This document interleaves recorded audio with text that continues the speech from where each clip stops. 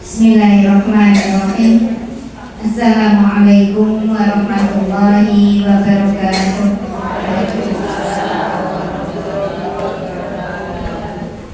Innal hamdalillah nahmaduhu wa nasta'inuhu wa nastaghfiruh wa na'udzu billahi min shururi anfusina wa min sayyiati a'malina may yahdihillahu fala mudilla lahu wa may yudlilhu fala hadiya lahu. Asyhadu an la ilaha illallah wahdahu la syarika lah wa asyhadu anna Muhammadan abduhu wa rasuluhu la nabiyya wa la rasula ba'dah. Raditu billahi rabba wa bil islami dina wa bi Muhammadin sallallahu alaihi wasallam nabiyya wa rasula. Rabbi zidni ilma warzuqni fahma. Allahumma la sahla illa ma ja'altahu sahla wa anta taj'alul hazna idza syi'ta sahla. Amma ba'd, ibu-ibu yang dirahmati Allah, apa kabar ibu-ibu? Alhamdulillah.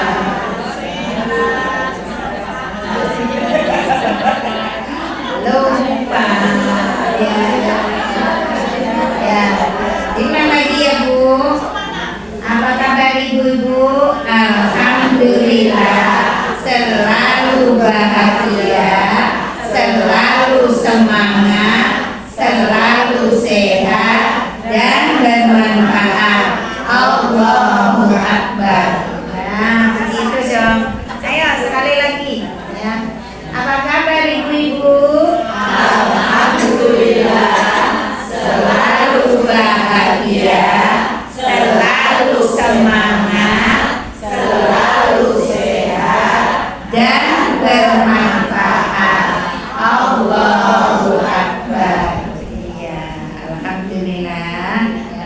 Mudah-mudahan yel-yel ini ya menjadi bagian penggugah hati kita ya, untuk senantiasa bersyukur kepada Allah.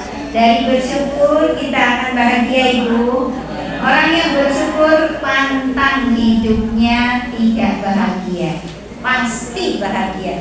Karena dengan bersyukur Allah lahirkan kebahagiaan di dalam hati kita ya.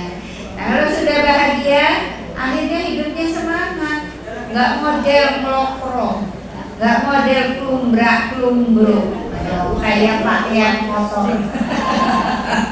Nggak mungkin ya. Makanya tadi harus bahagia, terus kemudian akan lahir semangat. Nah, ketika lahir semangat, kira-kira kalau hatinya semangat, hatinya bahagia, kira-kira gimana Bu? Sehat, badannya sehat pasti.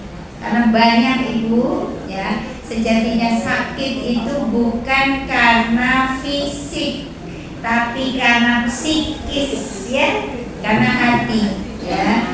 Kalau hatinya bahagia, insya Allah ya kita hidup sehat. Nah, ketika sudah sehat berarti punya kesempatan untuk bisa memberi banyak manfaat. Jangan hanya untuk diri ya, tapi juga untuk orang lain ya. Karena ya Rasulullah ajarkan kepada kita standar terbaik seorang muslim itu ketika khairun nasi anfa'uhum linnas. Sebaik-baik manusia adalah manusia yang memiliki banyak kemanfaatan untuk manusia lain ya, bukan untuk diri sendiri tapi untuk manusia lain juga harus dipikirkan. Ibu, sejatinya kalau kita memikirkan orang lain malah rezekinya akeh loh Bu, ya kan ya, bukan hanya rezeki kita saja tapi kita pikirkan rezeki teman kita, rezeki saudara kita, rezeki anak-anak kita. Kita pikirkan bagaimana caranya. Akhirnya apa? Kita dapatkan bagian rezeki lebih banyak daripada yang kita perkirakan. Dan kalau kita menjadi jalan rezeki banyak orang, berarti kita pahalanya juga banyak ya. Jadi kalau dengan bisa jadi jalan rezeki dari orang lain, itu bersyukur banget. Makanya orang yang memberi kenapa tidak boleh kemudian ya, kalau di tempat saya namanya nunda-tunda, di sini ya bodoh. Mungkin ya kalau bahasa Indonesianya mungkin orang memberi tidak boleh mungkin? Karena sejatinya ya bukan karena hilang pahalanya, itu akibatnya. Karena sejatinya yang namanya rezeki orang yang kita beri itu sudah ditetapkan oleh Allah. Itu rezeki dia. Nah kita hanya untuk jadi jalan lewat rezeki orang tersebut. Jadi awak ideal pun bukan dari kita. Jangan katakan itu dariku loh. Tontonan gue kemainnya orang Jawa, padahal gue kelambinya tak kei loh. Gak boleh. Ya ketika kita memberikan ya apapun kepada orang lain, kemudian tadi ya apa yang kita beri itu dipakai dan kelihatan bagus tambah cantik, kita kan senang ya Bu. Ya. Nah, kita harus banyak bersyukur, alhamdulillah aku jadi jalan rezeki dia. Ya. Karena apa? Ini Allah yang berikan kesempatan kepada kita untuk menjadi jalan rezeki orang yang lain. Ya. Jadi bukan dari aku, bukan. Ya, itu Allah. Ya. Hanya kita ya diberi kesempatan untuk jadi jalannya itu, sarananya itu. Ya. Makanya kenapa kita nggak boleh mungkin. Nah kalau itu kemudian dilakukan, ya kata Allah di dalam Al-Quran, ketika sedekahmu kamu ungkit, maka seakan-akan engkau meletakkan tanah di atas batu yang licin, ya kemudian terkena hujan lebat, kira-kira tripod. Nah ini akibatnya kita nggak dapat kebaikan yang kita gadang-gadang, ya. Bukankah ketika kita memberi kita berharap nanti satu saat Allah ya membuka pahala amalan hidup kita itu ada di dalamnya. Ya, kan mau begitu. Ya, tapi karena tadi mungkin hilang, maka jangan menghapus pahala diri kita sendiri. Nanti seringkali banyak nanti orang modelnya seperti itu. Berbuat baik itu gampang Bu, tapi menjaga pahala kebaikan itu sulit. Karena apa? Kita harus jaganya sepanjang umur kita. Dan tadi biasanya Allah juga memberikan ujian apa? Sing dikei nganyelke. Nah itu, ya kan? Iya, seringkali. Jadi akhirnya apa? Ya terus akhirnya orang rasa cendek piye. Saiki lah aku orang gagas. Nah, iya, jadi ras itu ngeri ya Bu ya, ngeri banget. Sedekah itu gampang Bu, tapi menjaga pahala sedekah itu sulit. Makanya ibu-ibu dengan ilmu insya Allah ya kita berupaya untuk selalu mentaati Allah, artinya berada di dalam ketaatan. Dan insya Allah dengan ilmu ketaatan ini yang berbuah pahala itu juga bisa kita jaga. Ya, maka taklim itu sebuah keharusan, ya, sebuah keniscayaan. Jangan kemudian lepas dari taklim, karena kita juga harus sadar bahwasanya sejatinya kita ngaji itu nek ngene iki lho. Ya kan? Ngaji kita itu kalau kayak gini Bu, meskipun bisa jadi di rumah jenengan buku agama bertumpuk, tapi nek arep maca jarene ora kober, padahal kober banget. Tapi alasan tok ya. Iya. Ya, enak itu ngaji kayak gini gitu ya. Lungguh karo rodok ngantuk-ngantuk sithik ya. Didongengi. Iki kan kaya wong dongeng to, Bu. Iya. Tambahi senek sisan. Ora penak. Makanya tadi ya, rajin-rajinlah bertaklim ya. Kita lanjutkan kajian fikih kita ya, masih tentang sholat berjamaah ya. Sholat berjamaah bagi wanita, halaman 254 ya. Kalau yang pertama kita membahas tentang bagaimana sholat berjamaahnya seorang wanita ketika bersama kaum wanita yang lain ya. Jadi wanita semua ya sholat terus berjamaah, maka imamnya tidak perlu maju ya Bu ya, ya berada di tengah shaf yang pertama, nggak usah maju ya. Jadi kalau kita jadi masbuk, kita juga bisa menempatkan diri. Kenapa? Karena ya kita tahu nih belajar. Oh berarti kalau 5 orang berarti ya di kanan imam ada 2, di kiri imam ada 2. Berarti imamnya tengah itu ya. Berarti kalau saya baru datang, ngambilnya jenengan jangan di sebelah kirinya, ya sebelah kanannya. Karena apa? Ya, yang kanan itu diisi dulu, baru yang kiri. Nah begitu. Nah kalau nggak belajar, ini ya sak-sae, sak senangku. Jadi jangan. Kita diberi aturan oleh Allah ketika ingin berjamaah. Kemudian sekarang yang kedua, sholat yang dilakukan kaum wanita di belakang kaum pria.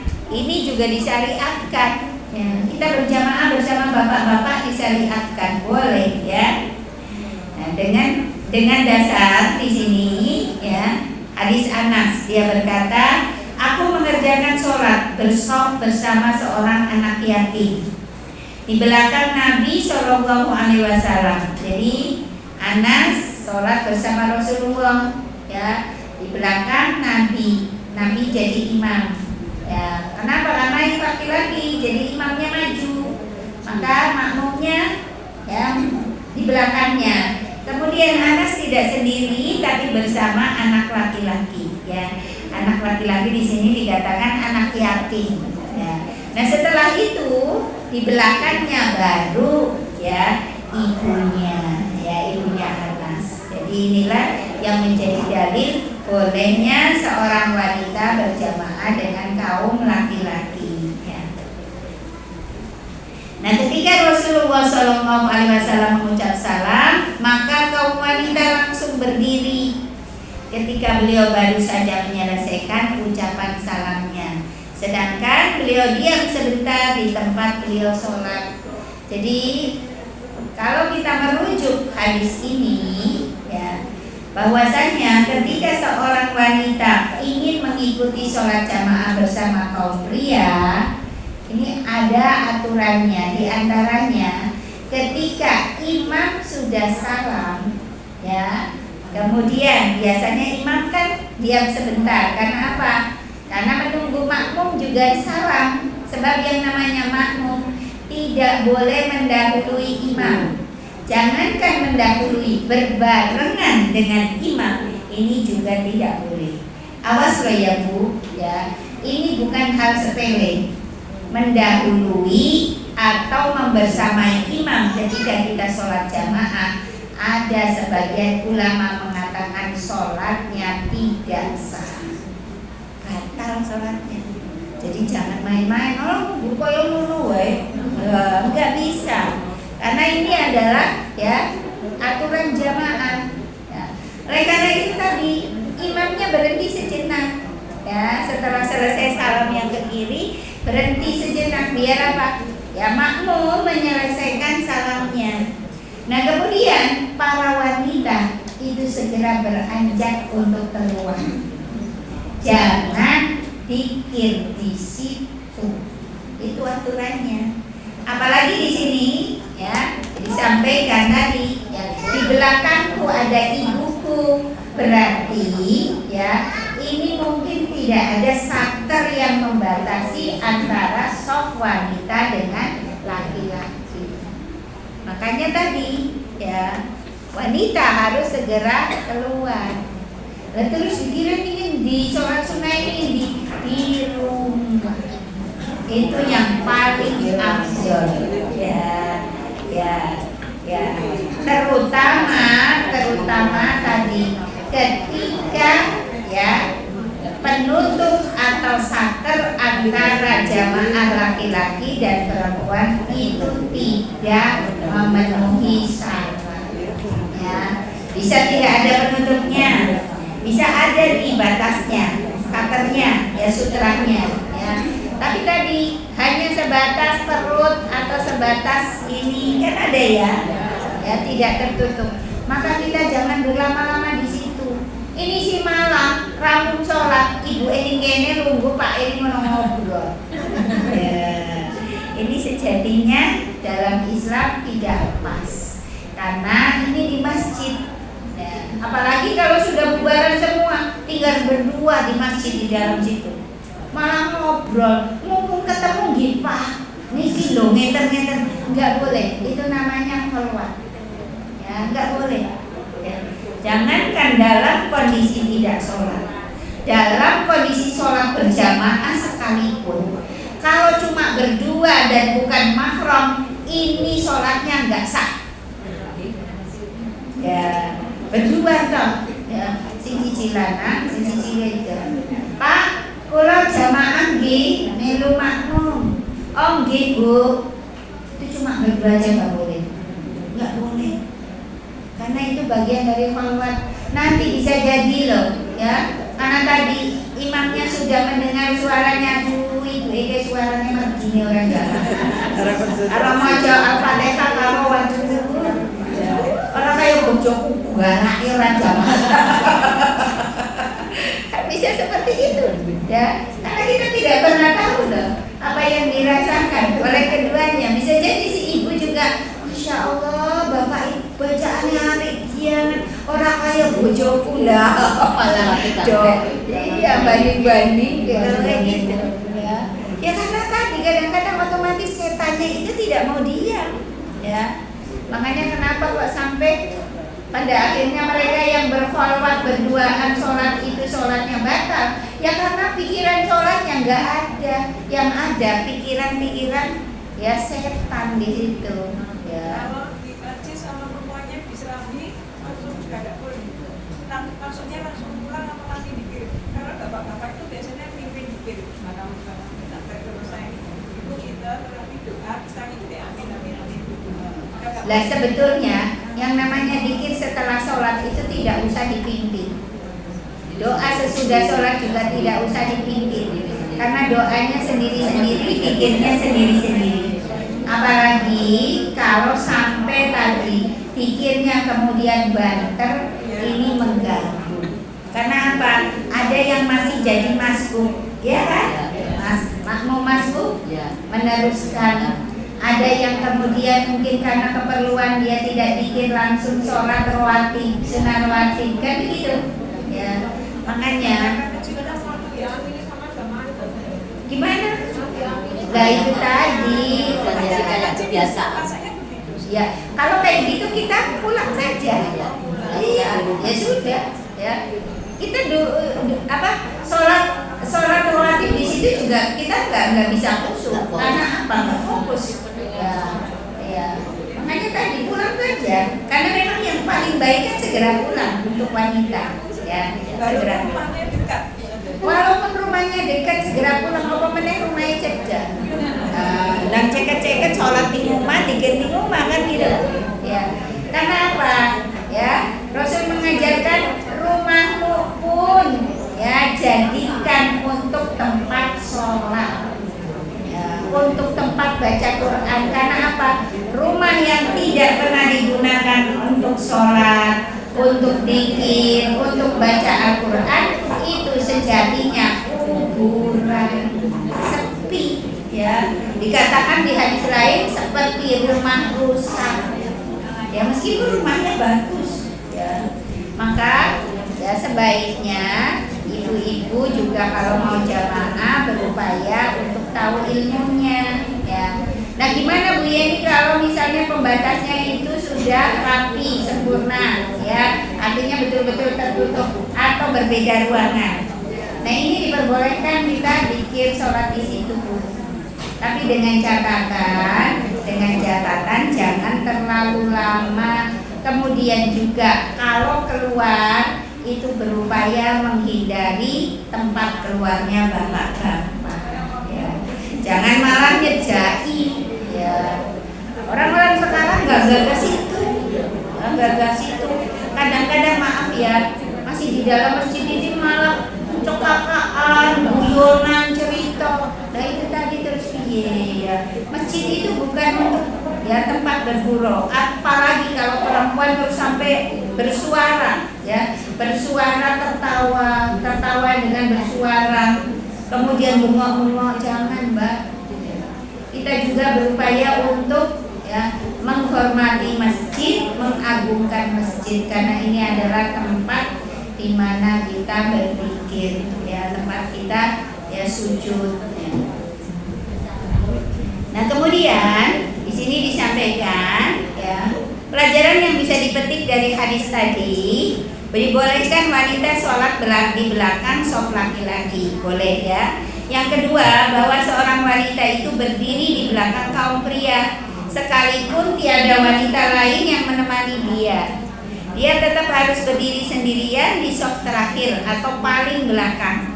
Demikian juga halnya apabila seorang perempuan mengerjakan sholat berjamaah dengan seorang pria dari kalangan mahramnya, dia tetap berdiri sendirian di belakang imam. Ya.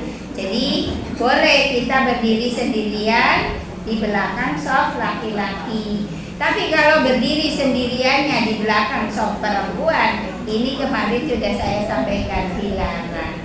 Ya, harus kita minta teman salah satu untuk ya nemeni, ya ditemani. Itu yang terbaik ya. Minta kitanya yang ngomong, Mbak atau Bu, temani saya ke belakang. Nah, ibunya mundur ke belakang, ya kan? Mundur selangkah dua langkah sampai ya sama dengan ya teman kita yang baru mau sholat. Terus gimana itu berarti kosong? Nggak apa-apa Bu. Apa nggak dimasuki setan? Itu kosongnya bukan karena kesengajaan. Maka setan tidak kemudian masuk di dalam ya area yang kosong itu. Kenapa? Karena ketika ada orang perempuan masuk yang menemani ibu tadi, ininya maju. Ya, nggak apa-apa. Nah, berarti ibunya bisa maju mundur. Nggak usah geser. Kalau geser nanti semua geser. Ya, terlalu banyak yang jadi ya. Cuma satu nggak apa-apa. Itu kosong nggak apa-apa. Nanti ketika ada yang masuk, ini maju lagi. Gitu. Ya, jadi seorang saja yang geser. Ya, tidak seluruhnya. Nah, kalau misalnya sampai terakhir nggak ada, nggak masalah. Ya, jadi seperti itu. Gimana Bu? Kalau ada jamaah yang udah ke belakang karena ada ini nggak usah diisi. Nggak usah diisi di situ. Ya, nggak usah. Karena apa? Karena tadi barangkali dia balik lagi kan, kita nggak ngerti. Dia ke belakangnya kan, apa ya Mbak? Kowe buang aja. Ya kan nggak ngerti juga. Barangkali cuma kentut, cuma sekedar wudhu, kan dia masuk lagi nanti, kan begitu. Ya. Jadi jangan diisi. Kalau diisi nanti bisa jadi masalah, dianya begitu masuk loh kok diisinya malah bingung. Karena tidak seperti ketika menyengaja dari awal kita memberi peluang antara ya jamaah satu dengan jamaah yang lain, terus kemudian di situ kosong, itu ditepati setan. Tapi kalau tadi ya kosongnya karena ya memang ada tujuan, itu tidak masalah. Nah kemudian Ibnu Mas'ud berkata, konon kaum pria dari kaum wanita di kalangan Bani Israel itu mengerjakan sholat secara bersama-sama. Jangan sembahyang ya, sholat ya.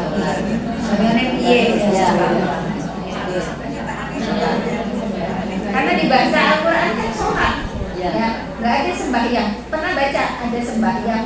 Nggak ada ya di Al-Quran ya. Nggak ada ya, adanya sholat. Nah kemudian ya lantas seorang perempuan yang mempunyai kekasih dari kalangan kaum laki-laki memakai sepatu berhak tinggi agar dapat melihat kekasihnya. Jadi ya, nah ini ya, ya ini dikatakan di sini ya ini cerita tentang Israiliyat. Ya, cerita tentang Israiliyat itu ya kalau kita membaca atau mendengar ada cerita tentang Israiliyat itu yang paling aman kita diam. Ya udah, kita ambil dari sisi pelajarannya saja ya. Karena apa? Kadang cerita ini bisa benar. Kadang juga cerita-cerita ngawur, ngapusi. Tapi ya seringkali diceritakan ya di buku-buku kitab-kitab itu ada cerita Israeliat begini-begini. Itu kita ambil ya, ambil pelajarannya saja. Nah ini ya juga sama. Kan rasanya kan walau kebangetan dengan sing wedok nganggo hak tinggi sholat kayak Arab jagong. Ya, karena memang dulu sholat itu pakai sepatu, ya, pakai sandal, pakai sepatu. Karena memang ya masjidnya masih berupa tanah lapang, ya tanah lapang. Jadi jangan pikirannya ibu banget temen ya. Kok sholat kok sampai pakai ya sepatu? Enggak ya, karena tadi ya kondisional waktu itu masjidnya masih berupa tanah lapang ya. Jadi pakai sepatu. Tapi tadi si perempuan ini pakainya hak tinggi Bu. Supaya apa? Ketika dia berada di belakang atau berada di jauh dari kekasihnya, ini ketok wo kae to sing dhuwur dhewe. Ning ngono nggo wanci-anci bae.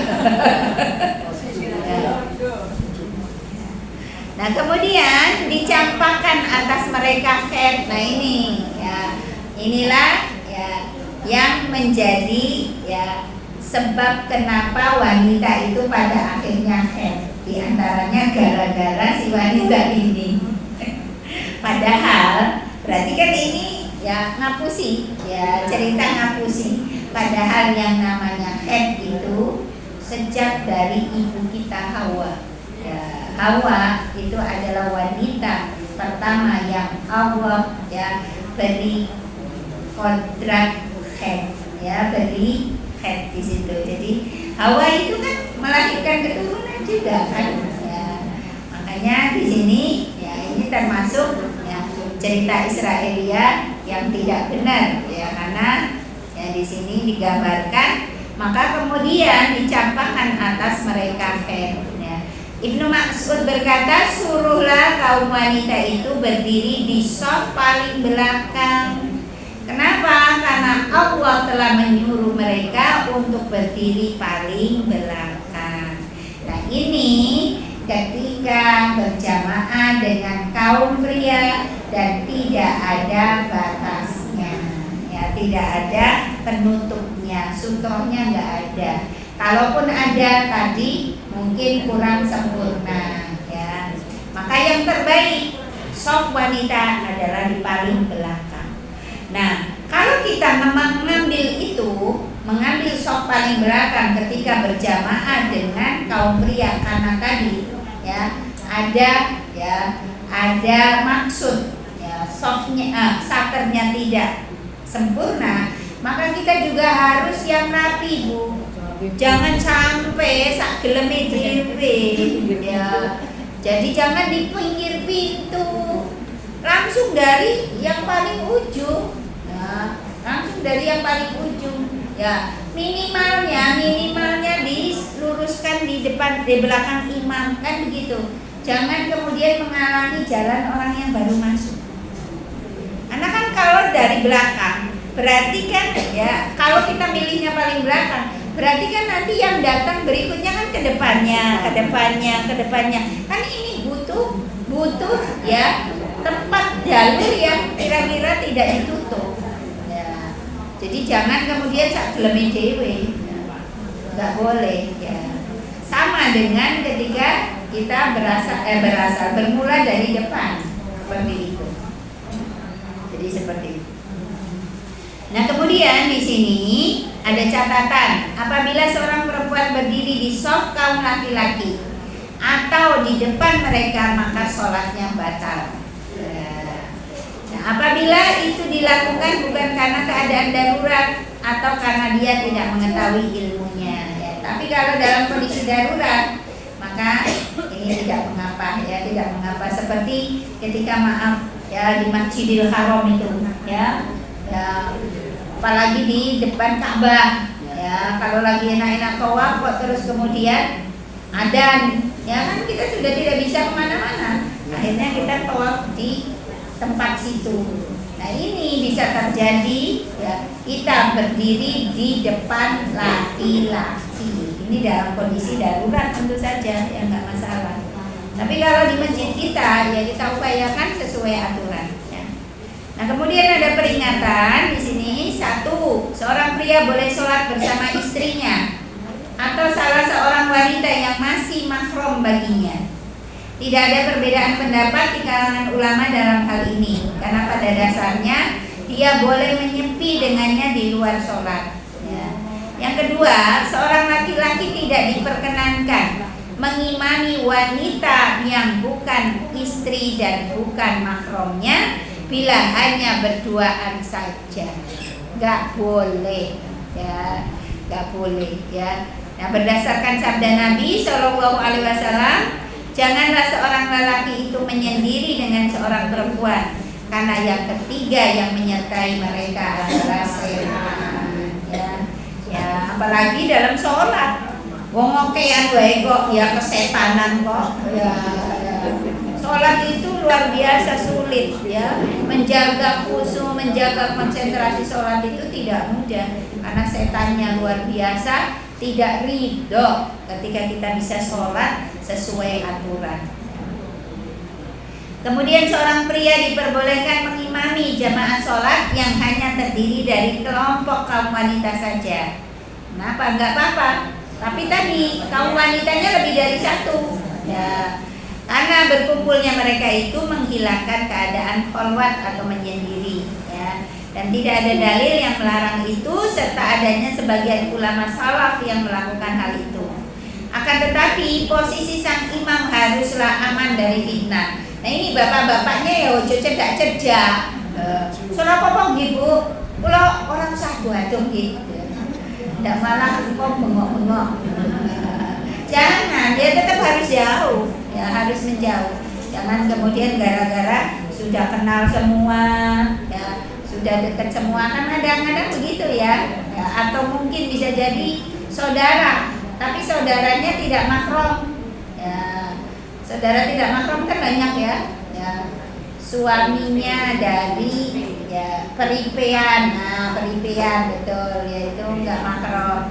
Kemudian ya jadi saudaranya karena menikah, itu juga bukan mahram, ya kan? Ya ipar, nah ipar, ya peripean ya itu ya. Oh peripean itu apa jadi? Istrinya punya saudara yang lain. Saudaranya mantu. Oh, saudaranya. Oh, peripean. Sama-sama ipar. Oh, peripean. Ingatkan yang hatinya bersih, tidak ada niat apa-apa. Rasulullah katakan apa? Yang ketiga adalah setan. Kita tidak boleh, ya. Kita tidak boleh. Nggak boleh, karena tadi kita nggak ada hati yang nggak ada apa-apa, tapi dianya belum tentu nggak ada apa-apa juga. Ya.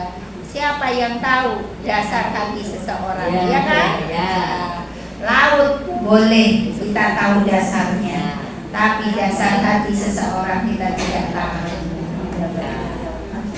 Apa yang ada di laut ya apa Pak? Ah betul, itu bahasanya ya. Dalamnya laut bisa diduga, dalam hati siapa yang tahu. Ya sekarang nggak ada peribahasa ya Bu.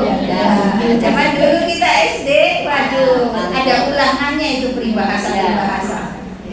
Saya ini orang model, makanya anak-anak sekarang nggak romantis ya. Kalau kita kan dulu ya pakai pantun, pakai peribahasa ya. Sekarang HP. Nah kemudian yang keempat, apabila kaum wanita mengerjakan sholat di belakang shaf kaum pria, maka seburuk-buruk shaf wanita adalah yang paling depan. Nah ini tentu saja kalau tutupnya tidak sempurna.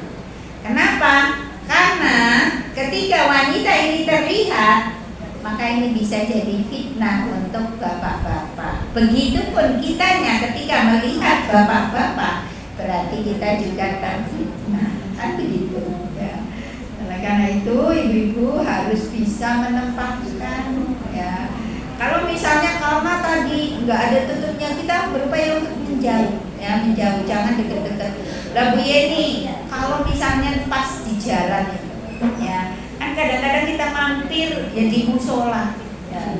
Musola ora gede cilik, ning sing sholat kok ya. Nah, ora enek sutrone. Iya kadang-kadang ya. Bisa jadi loh.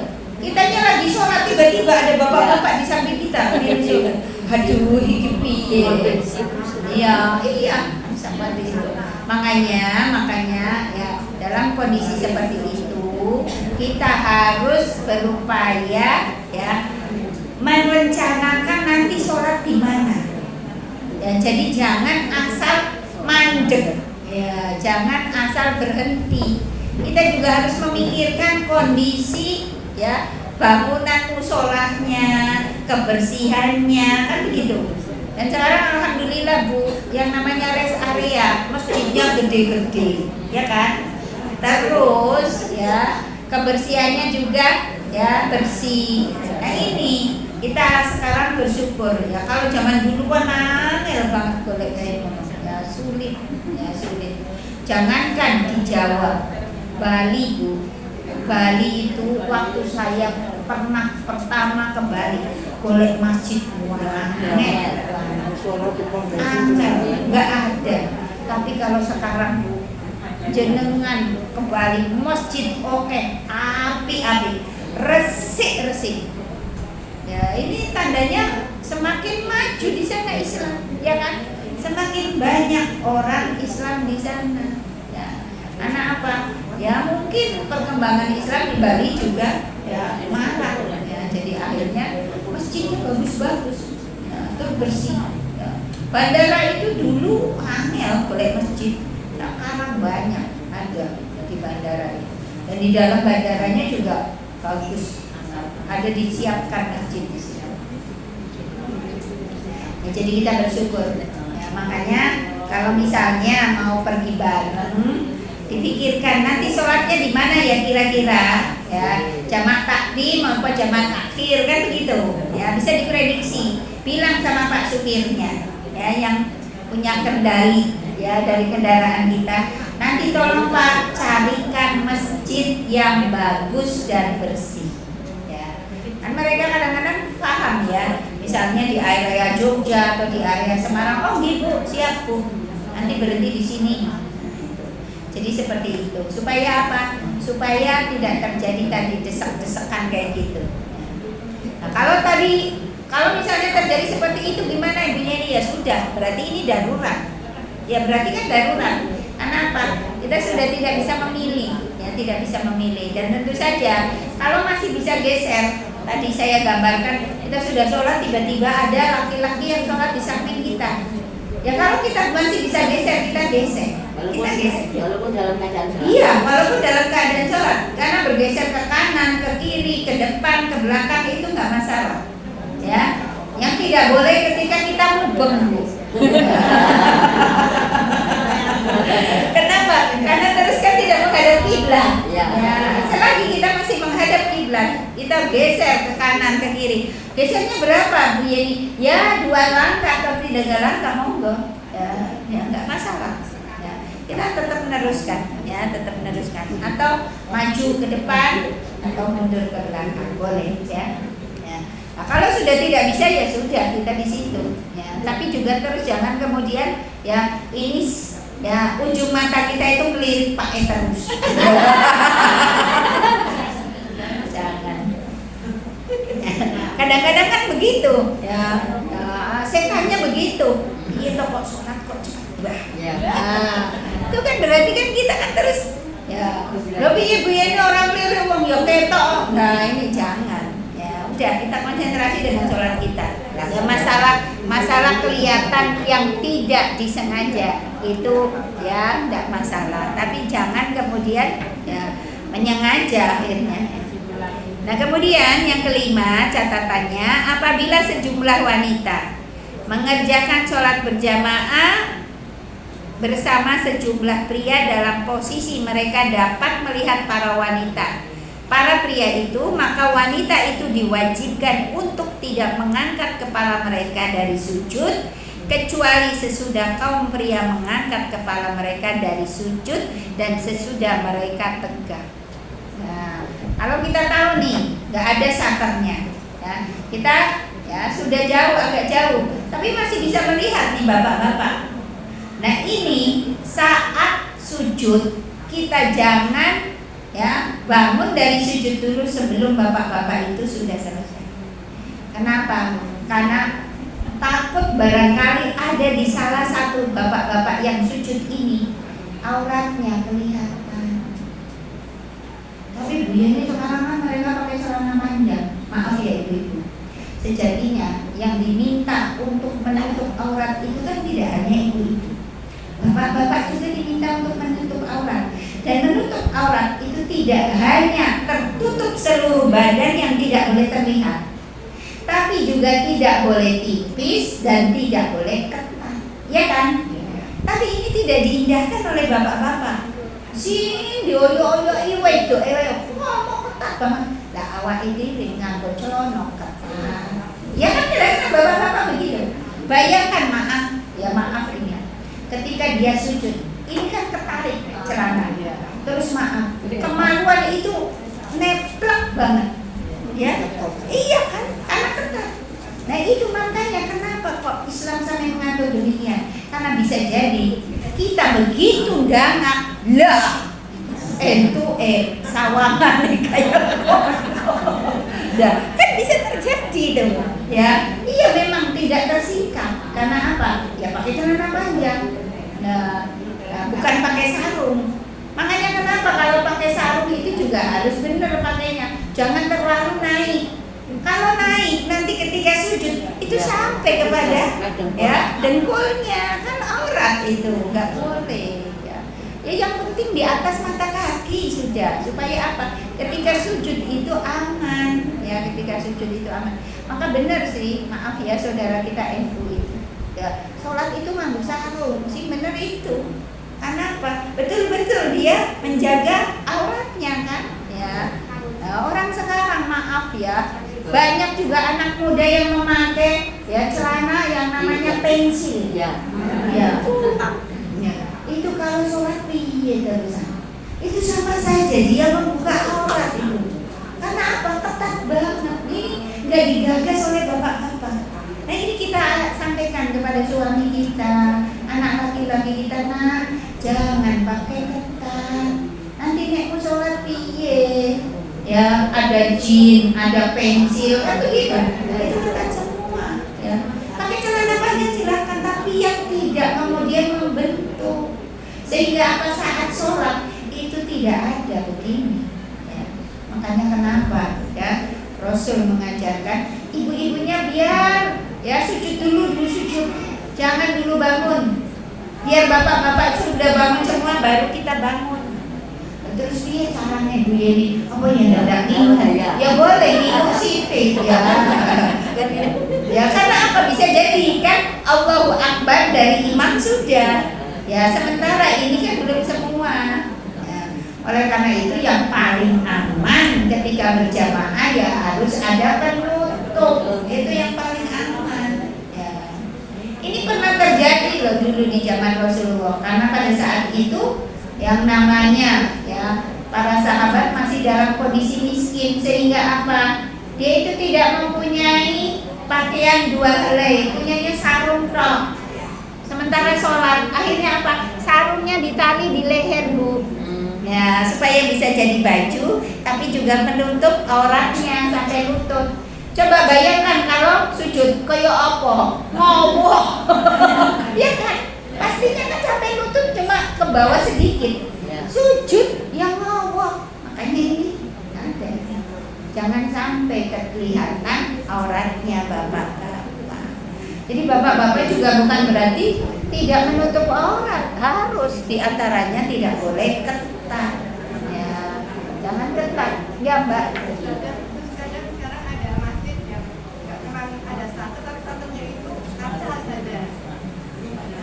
Kaca ya harus ada bordelnya.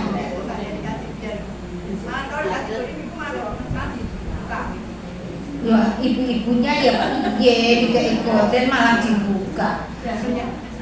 Ya kelihatannya boleh salah satu saja sedikit.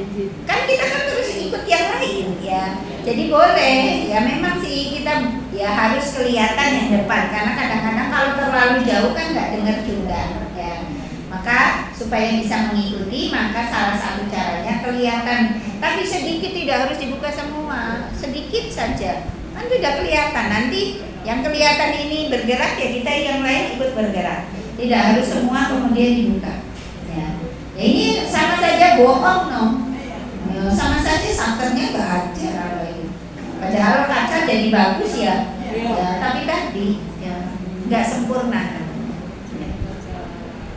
Nah di sini dikatakan ya di dalam hadis Sahl dia berkata, nah tadi yang saya ceritakan, kaum pria dahulu mengerjakan sholat berjamaah bersama Nabi Shallallahu Alaihi Wasallam dalam keadaan mengikatkan kain sarung mereka pada leher. Nah ya, sebagaimana keadaan anak-anak. Ya anak-anak kan kalau mainan kan ya sarungnya sendiri. Ya, kenapa kok begitu ya? Karena tadi dia punyanya cuma satu sarung no. Makanya ya ketika Rasulullah salam, ini bapak ini langsung pulang lari. Setelah selesai salam langsung pulang lari. Makanya Rasulullah terus kemudian kehilangan kemana si fulan itu. Ya, setiap sholat berjamaah tidak pernah kemudian ikut ya zikir, ya tidak berzikir. Nah, terus ada yang menyampaikan, wahai Rasulullah, ya si fulan itu segera pulang. Karena apa? Dia ditunggu istrinya, pakaiannya mau dipakai istrinya untuk sholat. Coba sampai segitunya, Jadi awake dhewe ya enggak salah ngelus jojo. Sing jenenge kudu wae ora jaman. Tenan. Coba awake dhewe ora terpikirkan sarunge Pak Epino. Iya kan? Dia lebaran dapat. Ya kudunge awake dhewe ngantek gradasi biru, gradasi dari sing baby blue sampai blue black, yo gradasi hijau juga kayak gitu. Aduh tuh ibu giliran bapak ya nyetrika sarungnya Pak ya Allah Pak, ternyata aku isin sarungnya Pak yang entek banget. Ngelinting bisa. Jadi ya kita juga harus malu ya, terutama malu kita kepada Allah ya. Jadi jangan, bapak-bapak itu ikhlas banget ya. Batik paling umur telu papa, bolak-balik jabong ya priwe. Ibu ya Allah, sing jenenge seragam sak lemari. Lah makanya tadi ya magane awake dhewe ngopo sithik gawe seragam yo. Ngopo sithik gawe seragam yo. Wong arep seneng wae gawe seragam. Arep piknik gawe seragam. Reuni gawe seragam, makanya ya seragam tok isine. Ya, jadi seperti itu ya. Ya, kita sadari dan tadi kita upayakan untuk ya tidak kebangetan lah, ya tidak banget. Karena memang salah satu naluri perempuan itu senang dandan, ya, senang dandan dan senang anyar bu. Ya, kalau baru itu kan kita senang banget, ya, senang banget. Maka yang lama dikeluarkan, ya supaya apa manfaat, ya, yang manfaat, jangan ditumpuk.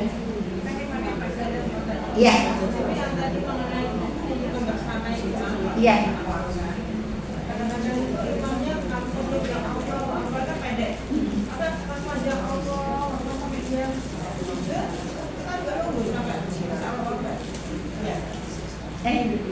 Maksudnya, oh kita sujudnya. Iya. Walaupun lama.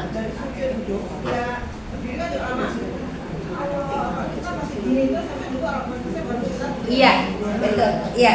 Jadi kita itu ketika jadi makmum, tugas kita mengikuti imam, ya, bukan mendahului atau membersamai, mengikuti. Nah, itu jangan. Dari berdiri ke sujud itu Iya. Biasanya lah. Kita tengah-tengahnya mau. Jangan. Langsung biar selesai dulu baru mengikuti. Karena mengikuti itu kan selesai dulu baru kita mengikuti. Kalau belum selesai kalau kita mengikuti berarti membersamai. Sampai akhir. Iya. Ya, sampai imam Allahu Akbar baru kita turun. Berdiri juga sami Allahu liman hamidah baru kita berdiri. Jadi seperti itu mengikuti itu. Ya. Ya. Ya. Ya. Jadi upayakan betul-betul mengikuti, jangan mendahului bahkan ya jangan membersamai bahkan mendahului nggak boleh ya. Kita lebih baik hati-hati. Ya. Nah kemudian yang keenam, apabila seorang perempuan merasakan adanya sesuatu ya ketika dia sedang mengerjakan sholat di belakang kaum pria, maka dia bertepuk tangan ya sebagaimana dulu sudah pernah kita pelajari ya. Jadi misalnya adanya kesalahan dari imam ya atau kekeliruan bacaan, meskipun kita bisa meneruskan bacaan itu, jangan langsung kita meneruskan ya. Kita cukup bertepuk tangan saja ya, tepuk tangan itu pun kalau tidak ada jamaah laki-laki yang mengingatkan. Tapi kalau sudah ada jamaah laki-laki yang mengatakan subhanallah, kita tidak usah kemudian itu tepuk tangan. Ya, nggak usah. Nanti jadi rame.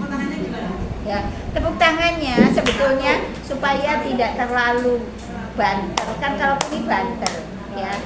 Ini loh, ya. Ini 3 saja. Terus ya, ini juga udah banter. Ya. Jadi seperti itu. Jadi tidak gitu seperti itu aja.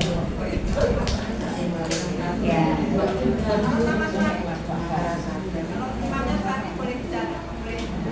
Oh ya, kalau imamnya suami yang mahram, maka boleh kita kemudian bersuara, boleh. Ya. Tapi kalau yang bukan mahram enggak. Ya subhanallah misalnya seperti itu boleh. Ya. Atau tadi meneruskan bacaan yang lupa, ya. Atau membetulkan bacaan yang salah. Nah itu. Tapi kita beri jeda dulu, Mbak. Jangan langsung kita membetulkan. Kenapa? Karena ketika imam bisa membetulkan sendiri itu jauh lebih utama. Jadi dibiarkan imam berpikir dulu ya. Baru kemudian kalau lama kok kelihatannya tidak ya ketemu maka kita baru. Dan biasanya jamaah yang baik itu ya di belakang imam ini adalah orang yang paham, orang yang bacaan hafalannya banyak, ya paham. Jadi begitu imam terjadi sesuatu dengan imam ini maju. Iya, jadi seperti itu.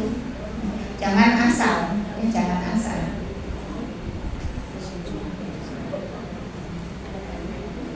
Nah kemudian di sini dikatakan kita tidak boleh bertasbih untuk itu ya karena ada suara.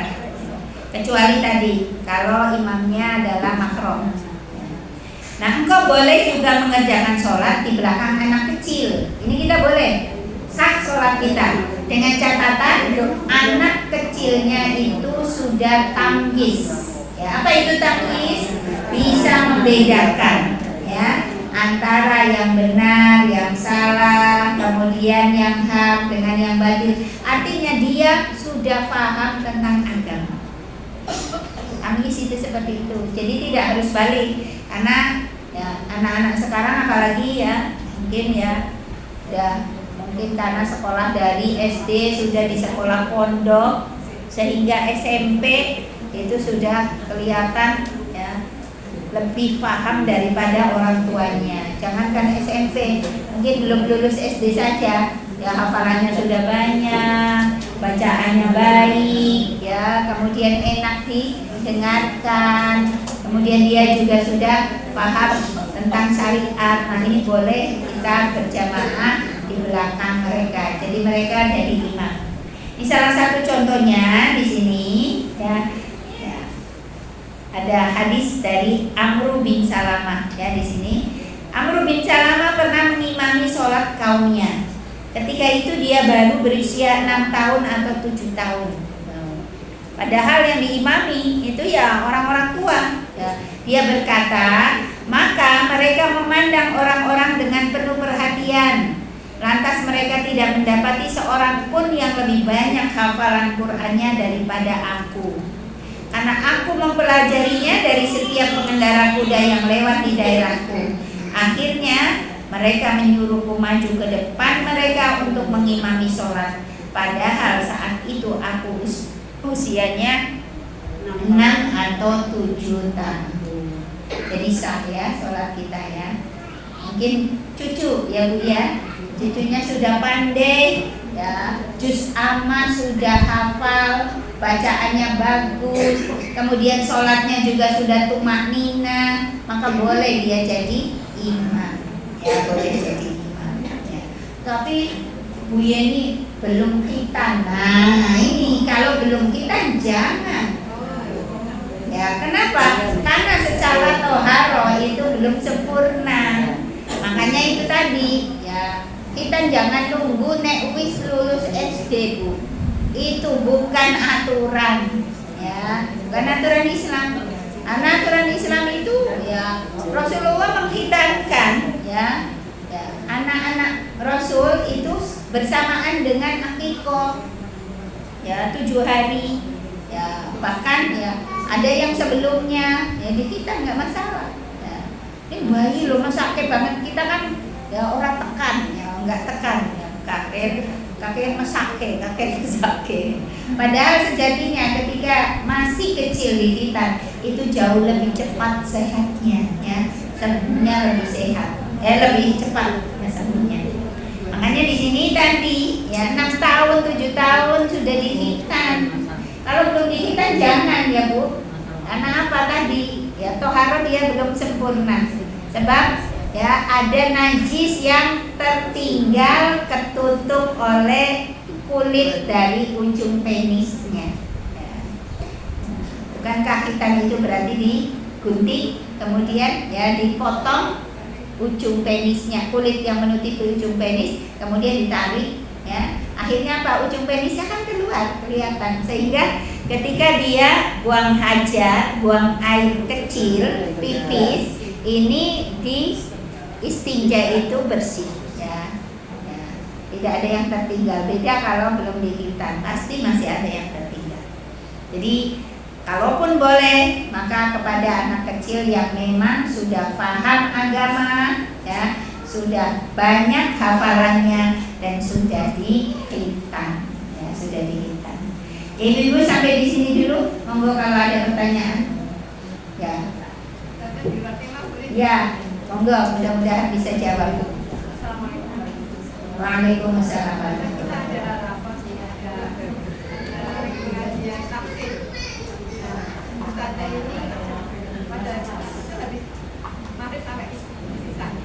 Pada waktu ada Isa, ya dilanjutkan. Nah ini Ustazah ini masih menyimak salah satu Iya. kemudian ada jamaah lain yang sholat itu gimana Ustazah? Ya, sebetulnya kalau kita sudah meniatkan bertaklim bareng seperti ini, tidak beradab kalau belum ditutup kok kemudian dia melakukan sesuatu di luar ya kegiatan itu. Ya kurang beradab saja, kurang beradabnya. Ya sebaiknya ya nggak masalah. Dia menunda kan itu sholatnya isya berarti ya isya kan waktunya panjang, dan ketika menunda sholat isya dalam rangka ya kebaikan ya, tadi nyimak bacaan muridnya, jamaahnya, itu nggak masalah ya.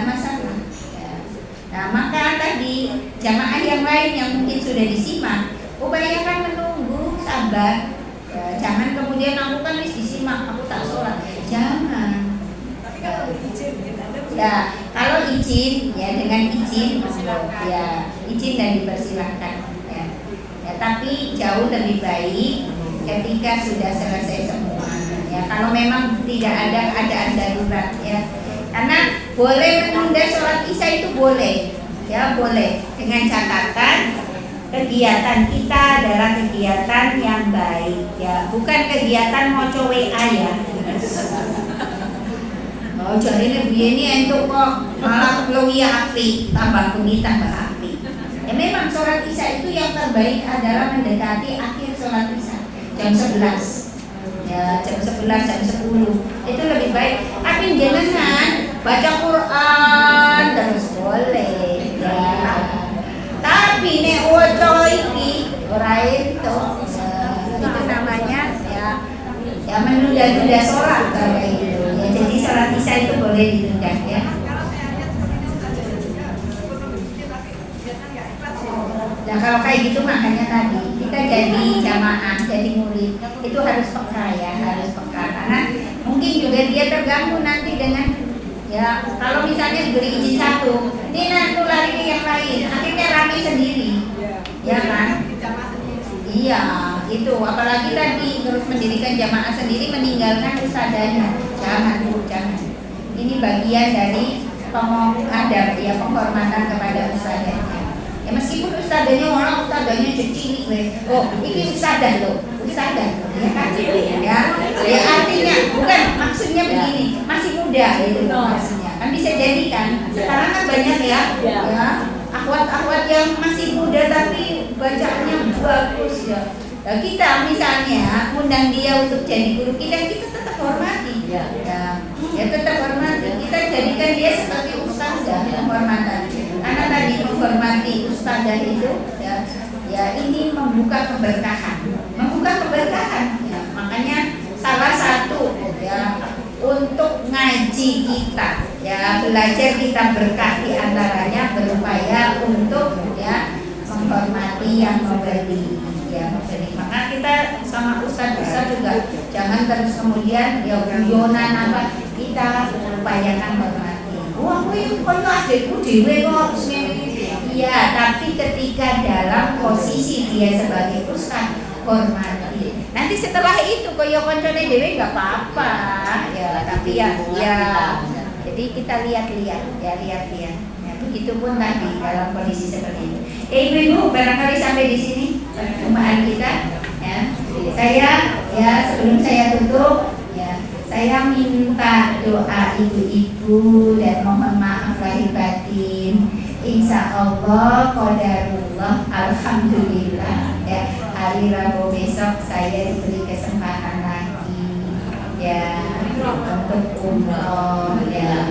Mohon doanya ibu-ibu ya, maaf lahir batin ya insya Allah nanti didoakan semua mudah-mudahan ibu-ibu senantiasa sehat ya, panjang umur dan diberi kesempatan untuk bisa berkunjung ke Baitullah.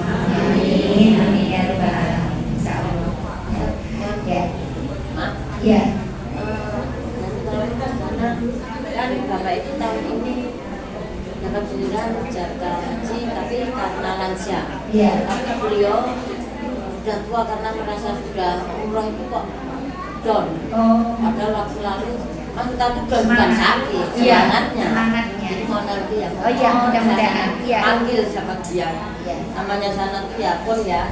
Iya, Yang betul. puasa walaupun saat ini down tapi kan kita tidak tahu hari ya. ini. Ya mudah-mudahan nanti ya mudah-mudahan ya di sana insya Allah ya saya ingat ya Bu ya tentu saja tadi ya karena bisa jadi juga karena kan saya kesananya tidak kemudian melenggang ya Bu ya karena bawa jamaah seringkali tersilap kepada kesibukan ya insya Allah secara umum nanti saya doakan sesuai dengan hajat dengan semua.